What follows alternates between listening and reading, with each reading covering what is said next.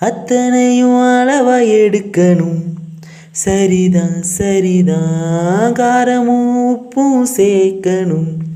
ருசிதான் ருசிதான், அளவு கூடாம தண்ணிய ஊத்திக்கணும்.